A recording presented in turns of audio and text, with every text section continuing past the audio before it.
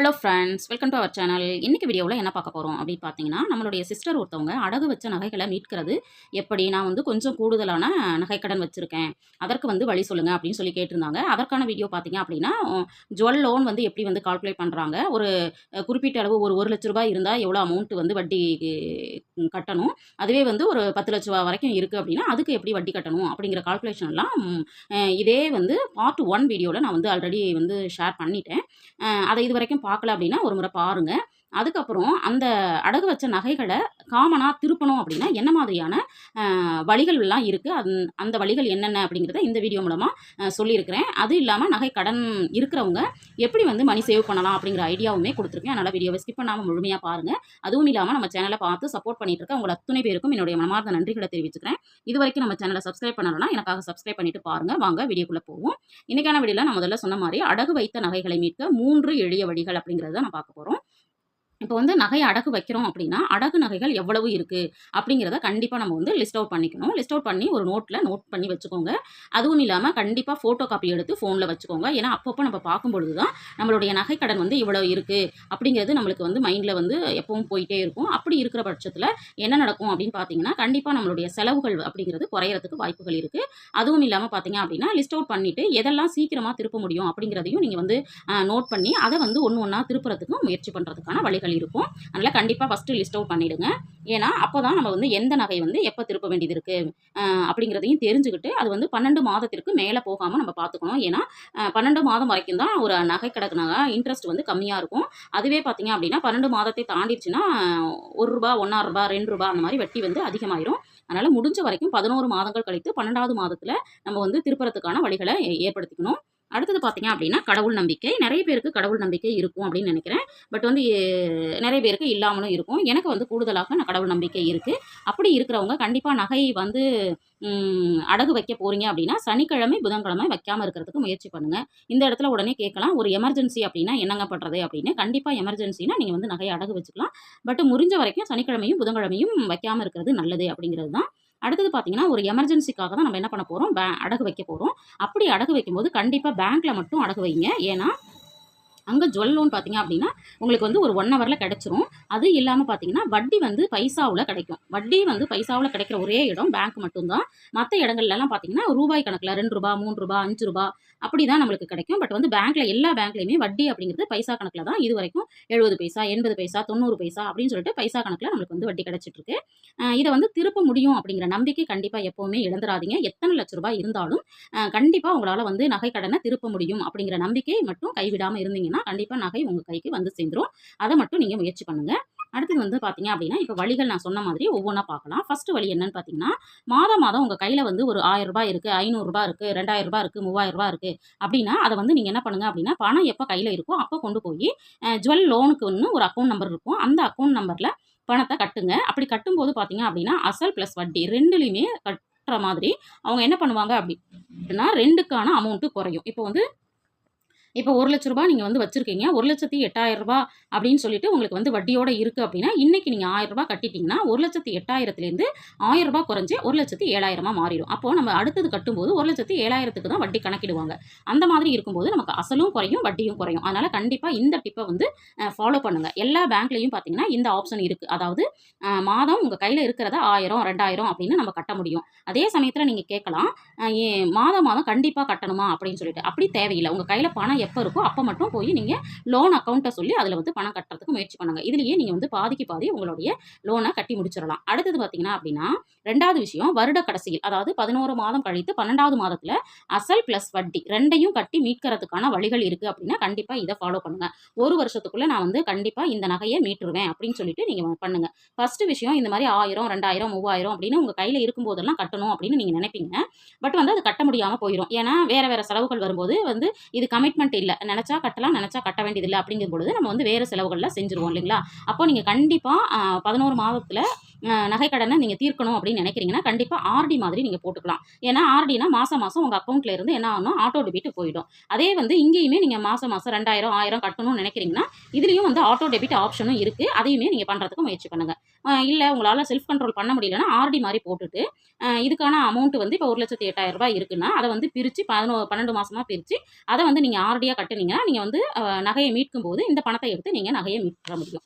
இது ஒரு ஐடியா. இது 2வது ஐடியா. அடுத்தது 3வது ஐடியா என்னன்னா, வட்டியை மட்டும் கட்டி என்ன பண்ணிடுறதுன்னா புதுப்பிச்சு வச்சிடுறது. கண்டிப்பாக நகை கடன் வந்து பேங்க்கில் வச்சுருக்கீங்க அப்படின்னா உங்களால் இந்த மாதிரி பணமும் கட்ட முடியல, அல்லது வாசல் வட்டி 2யுமே கட்டவே முடியல அப்படின்னு நினைக்கிறவங்க, கடைசி டைமில் நீங்கள் வந்து 11 மாதம் கழித்து அந்த பேங்க்கில் போய் சொன்னீங்கன்னா, நான் வந்து வட்டி மட்டும் கட்டிடுறேன், எனக்கு வந்து நகையை வந்து திருப்பி வச்சு கொடுங்க அப்படின்னா, கண்டிப்பாக அவங்க என்ன பண்ணுவாங்க அப்படின்னா நகையை வச்சு கொடுப்பாங்க. இப்போ இந்த இடத்துலையுமே ஒரு சிலருக்கு என்ன சிக்கல் வரும் அப்படின்னா, அந்த மாதத்தில் உங்களால் அந்த வட்டியை கூட கட்ட முடியாத ஒரு சூழல் இருக்குது அப்படின்னா, அவங்க என்ன பண்ணுவாங்கன்னா, இப்போ ஏற்கனவே நீங்கள் வந்து ரூ. 1,00,000 நகை வச்சிருக்கீங்க, அதுக்கான வட்டியை உங்களால் கட்ட முடியல அப்படின்னா, நீங்கள் என்ன பண்ணலாம்னா கூடுதலாக ஒரு நகையை வந்து கொண்டு போய் கொடுத்து இதையும் சேர்த்து அடகா வச்சுட்டு இந்த வட்டியை கூட நீங்கள் எடுத்துக்கோங்க அப்படின்னு சொன்னீங்கன்னா, இப்போ நம்மளுக்கு வந்து என்ன ஆகுதும் அப்படின்னா, நம்மளுடைய வட்டி கட்டப்பட்டு நம்ம வந்து புதுசாக ஒரு லோன் வந்து எடுத்த மாதிரி அவங்க புதுப்பிச்சு தந்துருவாங்க. இந்த இடத்துல வட்டி மட்டும் கொடுக்கறதுக்கு ஆப்ஷன் இருந்தால் பண்ணலாம். வட்டி கொடுக்க முடியலன்னா கூடுதலாக தங்கம் கொடுத்து அதற்கு பணத்தை வாங்கி அதையும் என்ன பண்ணிடலாம் அப்படின்னா நீங்கள் வட்டியாக கட்டிடலாம். இதுதான் 3 டிப்ஸ் தான் வந்து ரொம்ப ரொம்ப முக்கியமான டிப்ஸு. நகை கடன் இருக்கிற எத்தனை பேருமே இதில் ஏதாவது ஒரு டிப்பை கண்டிப்பாக ஃபாலோ பண்ணுங்கள். அப்போ தான் நகை வந்து உங்கள் கையை விட்டு போகாமல் இருக்கும். கண்டிப்பாக இதை தான் நான் ஃபாலோ பண்ணிட்டு இருக்கேன். அதை தான் உங்களோட ஷேர் பண்ணியிருக்கேன். இப்போ இந்த விஷயங்களை பண்ணுறீங்க அப்படின்னா, இதுக்கு என்ன மாதிரியான மணி சேவிங்ஸ் டிப்ஸ் வந்து நம்ம ஃபாலோ பண்ணலாம் அப்படிங்கிறதுக்கான ஒரு 10, 15 ஐடியாஸ் வந்து உங்களோட ஷேர் பண்ணியிருக்கேன். அது என்னென்ன அப்படின்னு நம்ம பார்க்கலாம். ஃபர்ஸ்ட் வந்து பார்த்தீங்க அப்படின்னா, கண்டிப்பாக உங்களுடைய இன்கம்ல இருந்து 20லேருந்து 25% ஒதுக்கிருங்க. எதுக்குன்னா ஜுவல் லோனுக்காக ஒதுக்கிருங்க. அடுத்தது வந்து ஃபேமிலி மெம்பர்ஸ் கிட்ட கண்டிப்பாக எனக்கு வந்து இத்தனை லட்ச ரூபாய் நகை கடன் இருக்குது அப்படிங்கிறத தெரிவிச்சிருங்க.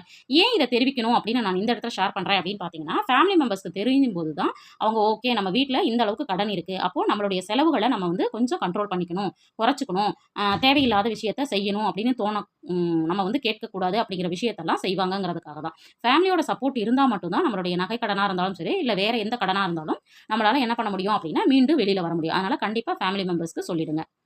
அடுத்தது பட்ஜெட்டில் வந்து லோன் அமௌண்ட்டை வந்து கண்டிப்பாக ஒதுக்கிடுங்க. பட்ஜெட் வந்து நீங்கள் போடுறீங்கன்னா அதில் வந்து லோனுக்கான அமௌண்ட்டையும் ஒதுக்கி அதுக்கப்புறம் பட்ஜெட்டை போடுங்க.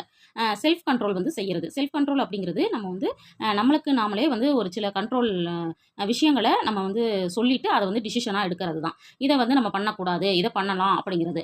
அடுத்தது பார்த்தீங்க அப்படின்னா, கண்டிப்பாக மணி சேவிங் சேலஞ்சில் நம்ம வந்து பண்ணக்கூடியது ஷாப்பிங்கை வந்து கண்டிப்பாக குறைக்கிறது. நம்ம வந்து விண்டோ ஷாப்பிங் போகிறோம், கொஞ்சம் ஒரு மாதிரி மைண்ட் வந்து ரிலாக்ஸ் பண்ணலாம் அப்படின்னு சொல்லிட்டு நம்ம வெளியில் போவோம். பட் நம்ம ஒரு ரூ. 100 ரூ. 500 செலவு பண்ணணும்னு போவோம். அங்கே போகும்போது பார்த்தீங்க அப்படின்னா நம்ம என்ன பண்ணுவோம், 500 1000 ஆகும், 1000 2000 ஆகும். அதனால் கண்டிப்பாக ஷாப்பிங் போகிறத குறைச்சாலே நம்மளுக்கு வந்து செலவுகள் அப்படிங்கிறது குறைஞ்சிரும். அடுத்தது பார்த்தீங்க அப்படின்னா, இப்போ எல்லாருமே வந்து நம்ம வந்து கார்டை யூஸ் பண்ண ஆரம்பிச்சிட்டோம். அந்த கார்டை வந்து நம்ம யூஸ் பண்ணுறத கொஞ்சம் குறைச்சிட்டு அல்லது தவிர்த்துட்டு கையில் கேஷாக கொடுத்து பழகி பாருங்கள். கண்டிப்பாக உங்களுடைய பணம் வந்து செலவு வந்து ரொம்ப ரொம்ப குறையும். ஏன்னா இப்போ வந்து ஒரு சூப்பர் மார்க்கெட்டில் போய் நம்ம கிராசரி வாங்குறோம், நம்ம பட்ஜெட் வந்து 4000 தான் போட்டிருக்கோம். ஆனால் குழந்தைங்களை கூட்டிகிட்டு போகிறோம் அப்படிங்கிறப்போ நம்ம வந்து அங்கே போகும்பொழுது அந்த குழந்தைங்க வந்து கூடுதலாக ஒரு 2, 3 விஷயங்கள் செய்கிறாங்கங்கும்போது நம்மளுடைய 4000 பட்ஜெட் என்ன ஆகுது அப்படின்னா 5000 6000 ஆகுதுன்னா உடனே என்ன பண்ணுவோம், கார்டில் தான் பணம் இருக்கே பரவாயில்ல எடுத்துக்கோங்க அப்படின்னு சொல்லிட்டு ஒரு 2000 எக்ஸஸ் ஆயிரும். இதுக்கு பதிலாக நம்ம கையில் வந்து கேஷ் வந்து ஒரு 4000 தான் வச்சிருக்கோம் அப்படின்னா நம்ம கையில் வெறும் 4000 தான் இருக்குது, அதுக்குள்ளே தான் நம்ம வந்து வாங்கணும்னு சொல்லிட்டு நம்ம ஏதோ ஒரு சில பொருட்களை நம்ம வந்து எடுத்து வச்சுட்டு 4000க்குள்ளே பட்ஜெட்டை போட்டுருவோம். நம்மளுடைய பட்ஜெட்டுக்குள்ளேயும் நம்மளுடைய செலவு அடங்கிடும். அதனால் கண்டிப்பாக இதை வந்து ஃபாலோ பண்ணுங்க. அதே மாதிரி இஎம்ஐ அப்படிங்கிற விஷயம், நம்ம வந்து லோன் எடுக்கிறோம், லோன் வச்சிருக்கோம் அப்படிங்கிறவங்க இஎம்ஐ வேறு வேறு இஎம்ஐ வந்து போகாமல் இருக்கிறது நல்லது.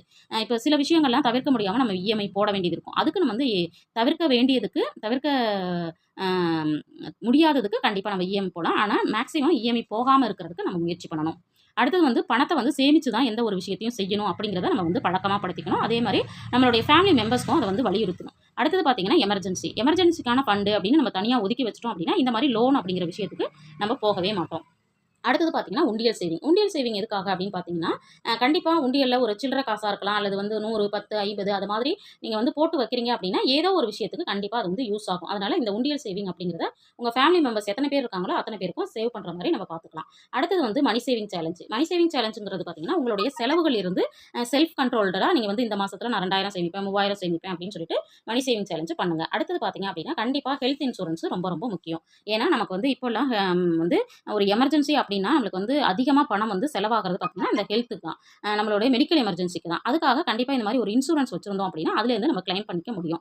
இது மட்டும் இல்லாமல் கண்டிப்பாக உங்கள் லைஃப்பில் லைஃப் இன்சூரன்ஸ், டேர்ம் இன்சூரன்ஸ் இது ரெண்டும் இது வரைக்கும் எடுக்கல அப்படின்னா கண்டிப்பாக எடுத்து வச்சுக்கோங்க. இது வந்து ஏர்னிங் பர்சனாக இருக்கிற பட்சத்தில் நம்ம வந்து வருமானம் உள்ளவங்க நம்ம ஃபேமிலியை ஆக்சிடென்டலாக ஏதாவது நடந்துருச்சு அப்படின்னா நம்மளுடைய ஃபேமிலிக்கு சப்போர்ட் பண்ணணும் அப்படின்னா கண்டிப்பாக லைஃப் இன்சூரன்ஸும் டேர்ம் இன்சூரன்ஸும் கண்டிப்பாக முக்கியம். அதனால் அது பண்ணிடுங்க. அடுத்தது வந்து பட்ஜெட்குள்ளே மட்டும் தான் நான் செலவு பண்ணுவேன் அப்படின்னு சொல்லிட்டு இந்த வீடியோ பார்க்குற வியூவர்ஸ் வந்து நீங்கள் டிசிஷன் எடுத்துக்கோங்க. உங்களுடைய பட்ஜெட் என்னவோ அதுக்குள்ளே மட்டும் தான் நான் வந்து இனிமேல் செலவு பண்ண போகிறேன் அப்படின்னு சொல்லிட்டு. இந்த மாதிரி யாரெல்லாம் வந்து பிளான் பண்ணியிருக்கிறீங்க, ஆல்ரெடி பண்ணி செலவு பண்ணிட்டு இருக்கீங்க அப்படிங்கிறத நீங்கள் வந்து கமெண்ட்டில் விருப்பம் இருந்துச்சுன்னா தெரிவிங்க. பார்க்குற வியூவர்ஸ்க்கு ஒரு மோட்டிவேட்டிங்காக இருக்கும் அப்படிங்கிறதுக்காக தான். இப்போ இந்த டிப்ஸை வந்து நீங்கள் ஃபாலோ பண்ணீங்க அப்படின்னா நீங்கள் எத்தனை லட்ச ரூபாய்க்கு நகை வச்சிருந்தாலும் கண்டிப்பாக அதை வந்து வீட்டுக்கு திருப்பி கொண்டு வந்துட முடியும் அப்படிங்கிற நம்பிக்கை எனக்கு இருக்குது. அதனால் வீடியோவை பார்த்த அத்தனை பேரும் இதை வந்து முயற்சி பண்ணுவாங்க அப்படின்னு நினைக்கிறேன். இந்த வீடியோவில் சொன்ன விஷயங்கள் உங்களுக்கு பிடிச்சிருக்கும் அப்படின்னு நினைக்கிறேன். யூஸ்ஃபுல்லாக இருந்திருக்கும் அப்படின்னு நினைக்கிறேன். தேங்க்ஸ் ஃபார் வாட்சிங்.